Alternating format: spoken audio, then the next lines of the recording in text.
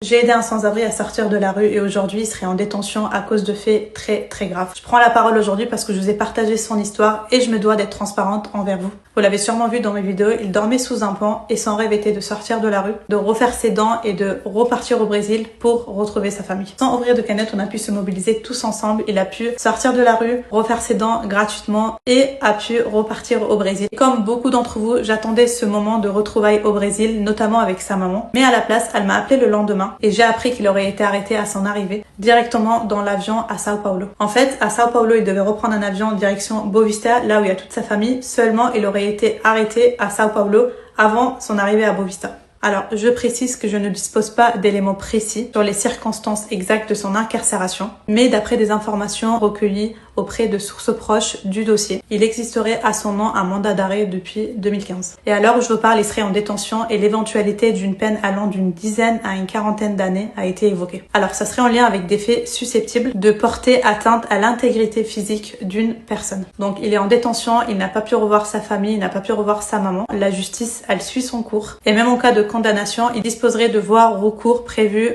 par la loi. Je vous cache pas que quand j'ai appris ça, j'ai voulu comprendre, pas par curiosité, mais parce que j'ai quand même passé 2 mois avec cette personne et à aucun moment j'ai vu toutes ces choses-là. J'ai fait des recherches. Il m'a été indiqué qu'il serait impliqué dans 9 procès pénals. J'ai même pu échanger avec des personnes indiquant l'avoir accompagné dans certains projets. Plusieurs d'entre eux, ils m'ont parlé d'un comportement d'une personne capable de manipuler tout en jouant sur la compassion et apparemment il était très fort sur ça. Alors je communique ces éléments avec une très grande prudence parce que je dois aussi me protéger, mais pour moi c'était aussi important de vous en informer. Et encore une fois, malheureusement, quand tu aides une personne qui dort dehors, tu n'as pas accès à tout son passé, encore plus quand une partie de son passé est dans un autre pays. J'avais beau poser des questions, encadrer un maximum, il y a une partie qu'on ne peut malheureusement pas savoir. Alors malgré tout, le bien qui a été fait de ma part et de la part de toutes les personnes qui ont suivi cette histoire reste réel, même si c'est pas la fin que j'imaginais et que tout le monde imaginait, parce que je pense qu'on s'attendait tous à des retrouvailles, à de l'émotion de la part de la maman, de son fils. En tout cas, l'aide qu'on a offerte était vraiment là et elle était sincère.